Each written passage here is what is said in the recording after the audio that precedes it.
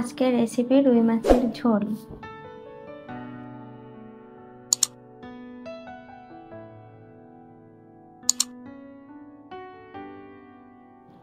কড়াইয়ে তেল দিয়ে তেলটা গরম করে মাছগুলো ভেজে নিচ্ছি। মাছগুলো আমি 10 মিনিট আগে লবণ, হলুদ এবং শুকনো মরিচের গুঁড়া মেখে ঢেকে রেখেছিলাম।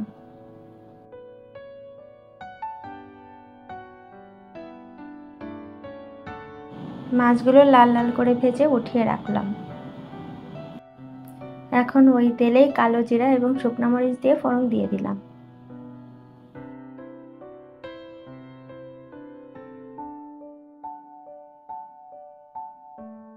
এই ঝোলটাতে আমি কোনো আদা বাটা বা তেজপাতা কিছুই ব্যবহার করব না।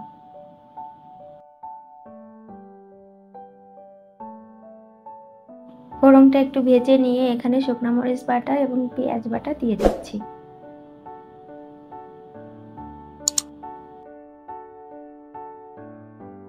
এটা একটু ভেজে নিয়ে এতে একটু জল দিয়ে দিলাম।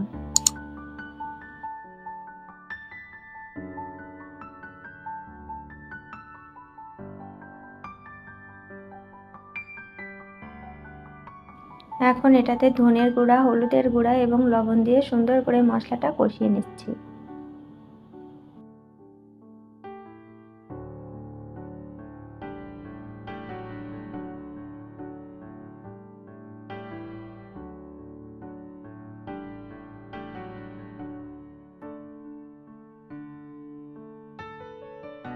মশলাটা খুব সুন্দর কষানো হয়ে গেছে, এতে তেল ছেড়ে দিয়েছে।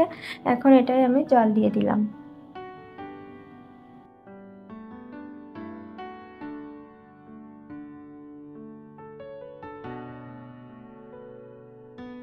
ঝোলটা খুব সুন্দর ফুটে উঠেছে। এখন আমি ভেজে রাখা মাছগুলো দিয়ে দিব।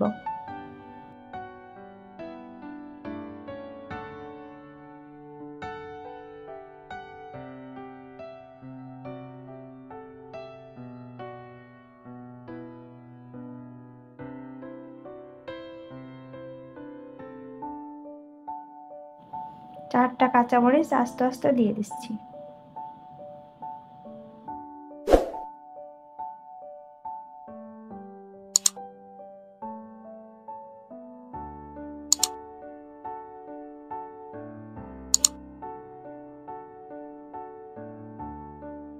রান্নাটা প্রায় শেষ হয়ে গেছে। এখন আমি ভাজা জিরার গুঁড়া দিয়ে দিচ্ছি।